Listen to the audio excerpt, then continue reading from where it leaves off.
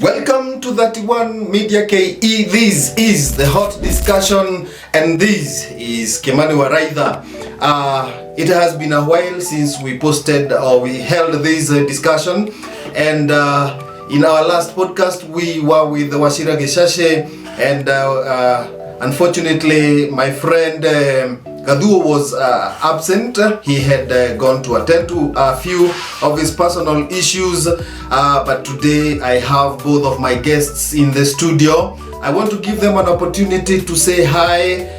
Welcome, my brothers. I have missed you. Thank you, Kimani Waraitha and 31 Media Fraternity, again for this chance to come over. And again, I take this opportunity, esteemed viewers, to really appreciate you people, because again you've been supporting our cause, you've been appreciating our work, and again we want to really thank you. Continue subscribing, continue viewing, continue sharing, and God will bless you. We are now heading to the right direction. Thank you. God bless you, our viewers. Asante sana, our viewers, subscribers. Pleasure having you again. We are going to have a great discussion. We have a variety of topics to discuss. Thank you.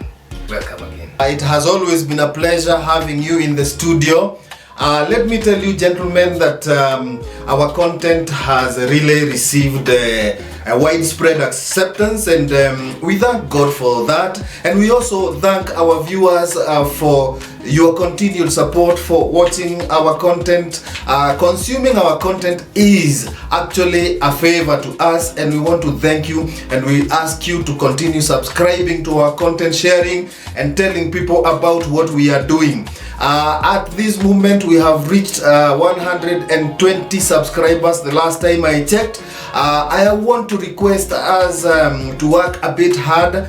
Our target this week is 150 subscribers. I know that one day we will be talking about 1,000 subscribers. We very soon will be talking about 10,000 subscribers. And I know that our content will continue improving as time goes by, and our consistent in production of the content will continue improving.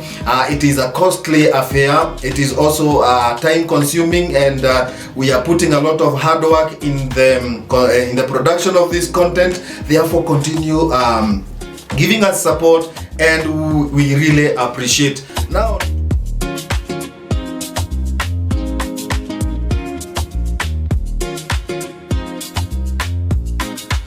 today, there are so many things that we can discuss. Mbeere North and Malava constituency and the by-elections that went on in the last 2 weeks are now dusted and carpeted, and now we can delve into the current issues that are happening right now. We had discussed about the outcomes of the Mbeere North elections with Wachira Geshashe in our last podcast. But today I want us to go straight into the current affairs. Our president went to the United States of America a few days ago. We want to know what actually transpired in the US, and I want to give my guest Wachira Geshashe to tell us what he thinks about the trip. Thank you, Kimani Waraitha, and our viewers. Coincidentally, we are in a very funny state, because sometimes back we had President Trump cancelling all the health assistance, the USAID. He cancelled all those deals simply because he felt and he said that most of these deals under the NGOs, they at long last, what they do is that they fell in the hands of cartels, they fell in the hands of corrupt people. Na watu walipoteza kazi. Yeah, sure. Yes, sure. Let me say this. I can see a very big U-turn made by the United States President Donald Trump, because recently, but I believe this one is somehow connected with the gold that was found in Ikolomani. So you think the gold is the motivation? Yeah, that is motivation, because even ordinary people, when you become rich people, you'll have friends all over. Yeah. We see that President Trump is now befriending Kenya in particular, because he is interested in the gold in Ikolomani. Actually, I thought that he seems to support Shah very much. Yeah, he's going to support Shah, and I give a good analogy of the moment the Kenyan government got into the education sector, and they were tasked to deliver books to our schools. I remember. You remember carefully. Yeah. Let me say this, because this one is to Kenyans. Whatever stupid or whatever enumeration that as Kenyans we shall get from Ikolomani, it is too low. So we are going to lose. Actually, the Western powers do not.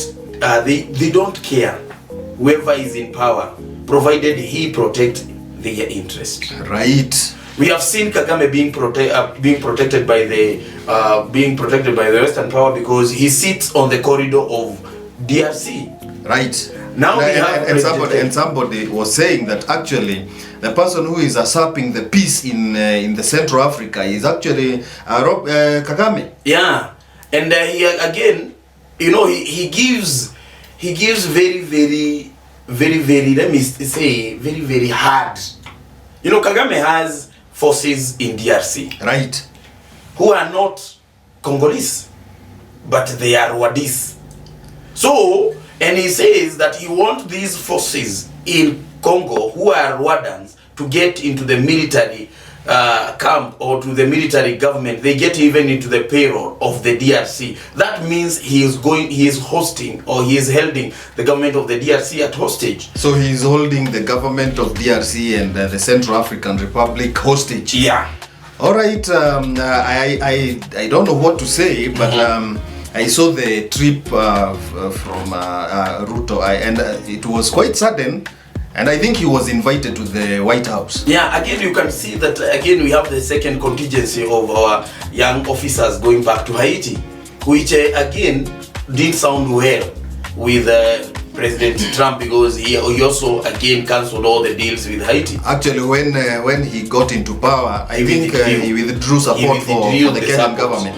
Yeah, and for the UN. Now, again, he is back, because they are now protecting their interests, bearing in mind that now Kenya, in terms of the ranking, the gold ranking, Kenya is now something that it is. You have to befriend Kenya, because you see, and I feel I don't understand, because gold deposit in US are not yet to be extracted. They are still in their deposits. Even oil. Have they exploited their oil properly? I feel they have not exploited their oils properly. But again, you see, in oil, what they did is that they ensured that the currency that pays for dollar, it is called petrodollar. You pay using their currency. Right. Now, we are being still colonized. Well, let me say this. When I look at the current issues, the current trend on the Kenyan relationship, the Kenya-US relationship, I feel, again, Kenyans may be trapped to think that President Ruto is overworking, because again, with the cancellation of these NGOs, we find that now the whole deal is between government to government. It is no longer between the US government and the NGOs. Yeah. And you can remember in one of our podcasts, we had talked about the gold in Ikolomani, and I had intimated that the Western powers will be very much interested in our gold, and they're actually going to exploit our gold. So basically, neo-colonialism, ukoloni mamboleo, inaendelea kwa vile gold ni yetu, lakini gold itaexploitiwa na Western powers. Well, let's hear what Mr. Gadhu has to say about this issue. I will start by thanking our viewers, and we as a nation must start from what you call political ideology. I am a social capitalist. Our nation is capitalism in quotes. The Western powers, most of them, are divided between capitalism and communism. I happen to be a founder member of the Communist Party of Kenya. Therefore, ideologically, I'll explain to you viewers exactly what is happening between the West and Africa in general. Yeah. Viewers, Capitalism, in quotes, is man-eat-man society. The Western powers do not mind what is happening to Africa. In fact, even this so-called aid, in quotes, is simply meant to come and collect. If they give you 1 billion, they are sure they get 100 billion from you. In capitalism, more especially the founder nation of capitalism, the USA, they can do anything to make sure that their nation benefits. Communism, on the other hand, which of late we do not have communism per se. It is either social capitalism, social communism, or social capitalism. On that one, at least what we have, the resources the nations have, benefits to a great extent, not one person, but most of the people. Let us come to Kenya and the US deal. Gold in Kolomani, you saw people being shot dead because of claiming that the ancestral land cannot be taken without their input. Yes. Or what we call from the constitution, public participation. But somebody comes, brings in police officers, and even shoots 3 people dead because of gold that has been in your ancestral land. Right. Yes. Higher. I'll start with, I'll mention something else. He came, and you've seen that happening. Our environment is at a great risk of being tampered with. Masai Mara, a hotel has been built. Yeah, I saw that hotel, and I think we had mentioned about that hotel in our previous podcast. I don't know whether Gadu, you were there when we mentioned about that hotel. I was not. All right. Yes. And actually, I would like to encourage a young girl called Trufena Mudhuni. As you're speaking now, she's almost breaking her own record of 72 hours, hugging a tree. Our environment is our future. But unfortunately, in capitalism, and by extension, the Western world, they will not mind what is happening to you. Their interest supersedes whatever is happening in your ground or in your home. That is why Karura Forest, as we are speaking now, hotels have been put up. In fact, the West do not give a damn what is happening in Kolomani. They don't care. They don't. Anyway, you have raised some pertinent issues on environment. You have also mentioned about the girl. I don't know her name. Trufena. Yeah, Trufena. I actually saw your Facebook post, Gadu, and that is when I was drawn to the attention of that girl.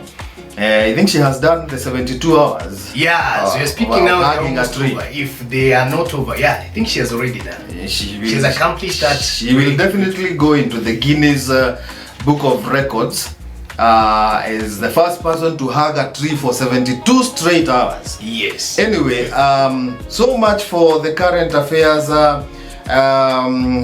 Let's go into Laikipia. What is happening in Laikipia County? You know, this is our home. Wasira Wagishashi. Yes, Misa. Let's talk about Kionjori and somebody called Mariro and somebody called Nderito Mureithi. That is actually the people I want us to concentrate with today. Yeah. Coincidentally, both of them are interested, or in one at one time or the other. All of them have actually vied for the gubernatorial position in Laikipia. Now, if you can remember, in 2013. That is when Kionjori came with the Grand National Unity. And Nderito Mureithi PNU. And both of them were floored by Governor Joshua Irongo. Yes. Who is actually doing his second and final term. Sure. Let's think about these big wigs. They are still eyeing the seat of the governor in Laikipia County. Yes. And I have heard, and it is on record, that Nderito Mureithi actually wants to vie for presidency in 2032. Yes. So what is your take on these 3 big wigs vying for the gubernatorial in Laikipia County? The 3 big wings. First, I remember sometimes back when we were in the 2022 general election. I remember Kionjori in one of his functions in our modern world, he came and he told the likes of Governor Irungu, Right. that Irungu, I have been in politics for a very long time. Right. I started with the Moise government, meandered again in the Kibaki's government. Yeah. Again, I was also in government during the Kenyatta's government. Right. And I can tell you for a fact that he said that there is something that he knows that the other politicians doesn't know. So that was his assumption. So in other words, he assumes to be the most senior politician in Laikipia. Actually, not the most senior politician in Laikipia. He assumed that he is the Mount Kenya kingpin. That is Nderito? That is Kiunjuri. Oh, Kiunjuri. Oh, Yeah. right. Kiunjuri believes that he is the Mount Kenya kingpin. Okay. Actually, it didn't sound well because, and that is why you see there is a very big fight in between Kiunjuri and Gachagua. And by the way, Kiunjuri has always been in the limelight throughout. Yeah, he has always been in the limelight. In fact, we cannot compare him with any other politicians in Laikipia. Yeah, and actually what you're seeing that I myself heard Kiunjuri saying that again, he is also preparing for his presidential bid in 2032. Now that is a clash of the titans in 2027 gubernatorial. That is it. I'm foreseeing a very good, I believe the 2027 gubernatorial position will be, those vying will be using helicopters. These guys are extra serious. They have a lot of money also. And I believe this is the time that Laikipia will face or will feel, the heat of the campaigns, because I believe recently I was invited by Derito Mureithi. I've also been invited by Kiunjuri, and let me tell you, these guys are prepared very, very well. I think these let me call them small fish, akina Gitogo, Kehunyo, Yes. Akina Kuria, akina Koinange. Yes. They will have a run for their lifetime. They will actually have to up their game. And I don't know whether DCP actually is a very serious party. Since what we witnessed in Mbeere South, Mbeere North DCP might lose its popularity. Do you know that it is alleged that actually Gachagua is not even a party leader of that DCP party? He's not even a registered member of that DCP party. Do you know that? Yeah. So I think the clash in 2027, the gubernatorial clash, is going to be a clash of the titans, and I think the people who are going to have a say are the three that I have mentioned: Mariro, Governor Nderito Mureithi, and Kiunjuri. And I don't know whether Mariro is serious about the seat. What do you think about Mariro that? is very serious. In my own political analysis, Mariro is very, very, very serious, and also he's very, very scheming. Again, when I have interacted with people very, very close to Mariro, Mariro has done a lot, especially in his own hometown and home area. The home ground. The home ground. And home ground, we are talking about Karandi, Tandare, Ngarashi, Meteta area. Yes. He has also built schools in the entire Kirima sub-county. Yes. And the roads. Again, he has the also access used, roads. Again, he's also used his position as a PS defense. Again, in recruitment of young people. He has really, really supported the young people from his area, particularly his area, in getting into those job opportunities. So what do you think will happen if he vies for the gubernatorial? Seeing that he has concentrated his support in his home ground, Laikipia West that is, and like he has neglected Laikipia East. What do you think is going to happen? I think, in my own assumption, is for me, Mariro is a non-starter. Right? Yeah, Mariro is a non-starter. What opinion, Bwana Senator, do you have about our conversation? We have kept you on on the bench. Yes, I became a spectator. The three top gubernatorial candidates. Nderitu Mureithi in 2007, when he was campaigning, I was part of his inner campaign team. You are talking about Mureithi. Nderitu Mureithi, Right. 2007. 2007. Yes. Kiunjuri Mwangi. And in 2007, he became the MP for the Laikipia Member West. of Parliament. Yeah. Laikipia West. Kiunjuri. I know his politics inside out. Mariro, not much, but I know the politics of Mariro. Yeah. Mwangi Kiunjuri. I'll start with Mwangi Kiunjuri. He is one of the most respectable political Figures. maneuvers in Laikipia County. Right. I can only compare him with Gigi Kariuki, the late. Why? He's the only person, just like Gigi Kariuki, who the first person who supported him in 1992 and 1997. To date, he is still in his camp. Right. Very interesting. Few politicians are able to maintain political supporters like Mwangi Kiunjuri. He has actually his die-hard supporters, especially in the East. Yes, I'll give you an example of, as you mentioned, East. One Waigwa, Yeah. former speaker of Laikipia County. But Waigwa, when we were burying the sister to Gashagwa, Waigwa had gravitated away from Mwangi Kiunjuri. To date, whatever miracle Kiunjuri did, he is back into the fold. In fact, he was proudly putting on a cup of TSP in their recent concluded National Delegates Forum. Right, I saw that. Mwangi Kiunjuri is no joke. He has the money and he spends his money. And what about the party? You see, Laikipia County is, we normally say, it looks like it is an extension of the Nyeri, the Nyeri area, the central area. Yes, interesting to note, Bonaraida. Yeah. The three candidates we are discussing. Nderitu Mureithi is the chairman KRA. Right. Patrick Mariro is the CS, Interior. Defense. Interior. Yeah. No defense. Oh, defense. Yes.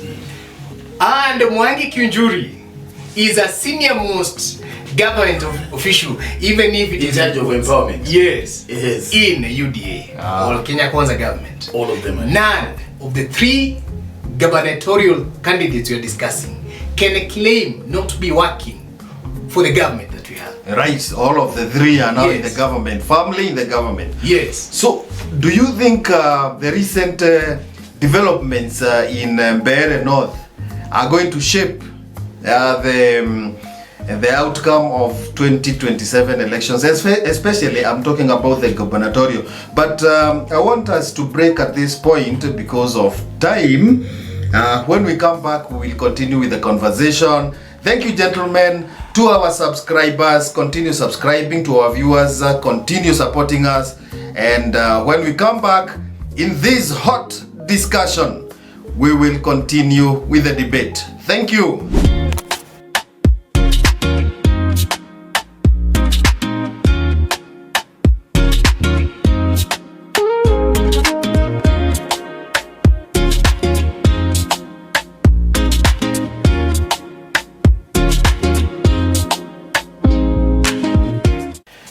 Welcome back to 31 Media KE. This is the hot discussion. We were talking about the gubernatorial seat, which in Laikipia West is going to be highly contested between the three big wigs, Mariro, Nderitu, and Kiunjuri. I know that there are other people who have expressed interest and they have hit the ground campaigning. Let's hear what Bwana Senator Gadhuo is going to say about the influence of the Mbeere North outcome on 2027 elections. That Mbeere by-election was an eye-opener. And I had, in one of our previous podcasts, discussed the importance of that by-election. And viewers, Mbeere North brought the true picture of the politics that we have in this nation today. Why did I say that? Nobody can just thumb that in me, I am the alpha and omega of the Kenyan politics. That gap between one, Rigathi Gachagua, DCP, and in quotes DP, and by extension the united opposition with the government was very minimal.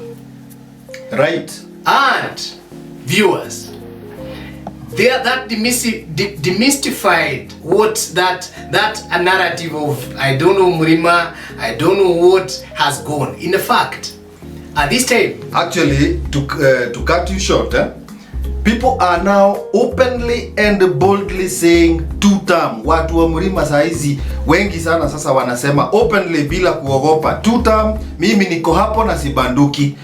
Wale ambao walikuwa wamenyamaza sasa they are coming out boldly to say mtu anaitwa Gachagua hatumtambui. Vita yenye ako nayo na Ruto, hizo ni vita zao. Sisi tunajua Ruto two-term. In fact, just to echo what you said, it is in that week that followed, I started seeing posters, campaign posters of 2027. Proudly, people from the Mount Kenya region featuring with the portrait of one William Samoei Ruto. Right. For the past 2 years, that portrait has been missing conspicuously from any aspirant from the Mount Kenya region. Bonaraida and our viewers, that embedding on the politics has set a very nice stage of the 2027 general elections. One, the united opposition must get an agenda if it want to take and get the majority of the seats in 2027. It cannot claim to have any place it is commanding what we call political clout in Kenya. Again, UDA. Two, it cannot claim that any part of this nation, we saw somebody from Narok winning a seat with DCP. Narok has been a stronghold of ODM, and today DCP took a seat there. What we are seeing is that Mbere North has called and has set precedent in our nation politics. The aspirants, more especially those at the top, and by the top I mean UDA is actually the biggest party we have in this nation today. ODM follows closely. DCP also is very strong, and others. They must get an agenda. They must set their houses in order. 2027 is not a joke, and that was displayed properly in the Mbere North by-elections. The amount of energy UDA or Kenya Kwanza spent, the amount of energy DP or DCP or the United Opposition spent in Mbere North shows that in 2027 the ground will not be soft for any party in the country. I saw them claiming that there was a fraud and electoral malpractice, but if you can remember, nilikuwa nimeweka kwa Facebook post nikasema wasijaribu kutuambia uchaguzi iliibiwa, because stealing an election in Kenya is not very easy. But then we do not know there are cases in court. We are yet to see the outcome of those cases in court. They may drag until 2027, so we do not know what is going to happen anyway. Bwana Wachira wa Gisasi. Yes, kindly let me answer that. Yes. Briefly. Yes. In politics, there is nothing that you call rigging. Where were you when they were being rigged? You should also have been very careful either to rig or not to be rigged. Right. When you lose, you lose. Bwana Wachira wa Gisasi. Yes, Mr. These three guys that we have been talking about in this podcast, Mariro, Nderito, and Kiunjuri. Yes. How do you think they are going to plan their 2027 campaigns for the gubernatorial? One, I am skeptic, but though, dalili ya mvua ni mawingu. Right. I recently saw Mwangi Kiunjuri launching his TSP, the annual delegate conference. What happened is that he's rebranding the TSP, the service party. Right. Again, recently Dirito Mureithi summoned teachers over to Nyahururu and also to Nanyuki. And again, he announced that he is going to vie for the gubernatorial position and on his party ticket. So he's coming up with a new party. Again, information close to me have said, and that is people close to Mariro, that he's also preparing his gubernatorial bid in 2027. So Mariro may get into the gubernatorial race using UDA? Yeah, you know, he is very, very loyal to President Ruto. Very. You know, if you look at the PS position, they have been given to us a certain people. You see, we know the system. President Ruto doesn't mind giving a cabinet secretary to another person, but he's always very, very keen with the permanent secretary position, right? Which he gives it to his royalist. Yes, yes. And that said and done, that means Mariro is one of President Ruto's royalists. So I still feel that Mariro will come with maybe the United UDA party. Yeah. So we'll have maybe Derito with his party. We have Kenjori with TSP. We have Mariro with UDA. And again, I am skeptic because for me, someone like Peter Dirango Kuri, I see him making a good deputy governor, not a governor in my own scenario. Yeah. And you know, he started his campaigns very early. Very, very early. Yeah. Although he is not a good orator, he doesn't shake the ground or shake the crown. Okay. So he doesn't. Okay, you know,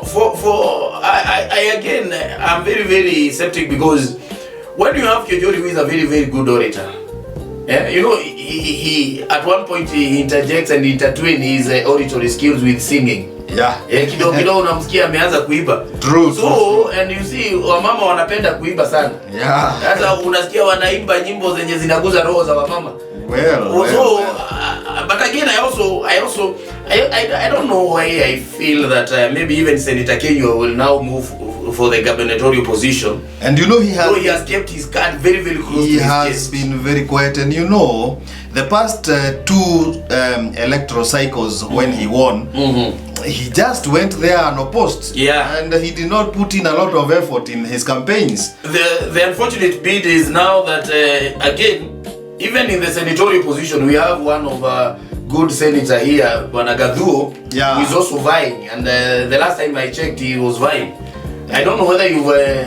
Yes. Yes, he has maybe. Yes. I'll use my mother tongue. So again, you hear. And I know he is also very, very good, and he has a lot of political wealth and, let me say, put it up like experience. We will have very, very interesting times ahead in Laikipia because we have Donga Kifodo, who is also well oiled. You have to also prepare very, very carefully. Well, Bwana Wachira, because of time, let us not talk about senatorial seat today. Okay, I know you are now telling us. I was touching on. Senator Kenya. It is Senator Kenya who brought me to this now talk. Yeah. But what I believe is the three big wings that you've said, that is Kinjori, Mariro, Derito. But above everything else, I don't rule out a new entrant coming in. Na sasa kati ya hawa watatu. Yes. Wachana na Kenywa. Unafikiria ni nani atapata support ya President Ruto? President Ruto is so cunning. He might support the three of them. Let them clash. He will support the three of them and say may the best team win because he has worked with the three of them and they have a very good working relationship with the three of them. So he doesn't mind. President Ruto is just like the Western powers. They don't mind whether you lose or you don't lose. It is his own interest. In Laikipia. For example, you see, we talked of the Radiac Forest. People don't know what happened with Radiac Forest. I saw it was fenced the other day. It is a diaries. It is President Ruto, he himself gave out 8 azaris, but above everything else, who gave that permission to for our Radiac Forest to be leased? Let me at this point say that the claims by Wachira Wageshashi do not reflect the claims of that one media KE. It is his own views, because we do not know whether it is true, whatever he's saying, or whatever his source of information. That one is a disclaimer. Well, at this point, I want us to end our conversation today. The hot discussion has really been hot today. I think it's because we had taken a break. And I want to tell our viewers, I want to thank our viewers for their continued support. The hot discussion continues. I want to give our guests each 1 minute to bid us goodbye until we meet in our next podcast. We begin with Senator Gaduo. Viewers, thank you so much. Today was a good day. Subscribe to 31 Media Station. We appreciate, we love your support. Thank you so much. Yes, Mr. Again, our viewers, we are very, very appreciative because of your support. We have seen you people supporting us. And again, we encourage you to continue supporting us so that again, we may reach as many people as possible. We may enlighten as many people as possible. And again, as we continue giving you this free civic education, I know we are heading somewhere. And at the end of the day, I believe you'll be more enlightened than we found you. Thank you. God bless you. God bless that one media fraternity. Until we meet again, this is the hot discussion. Goodbye.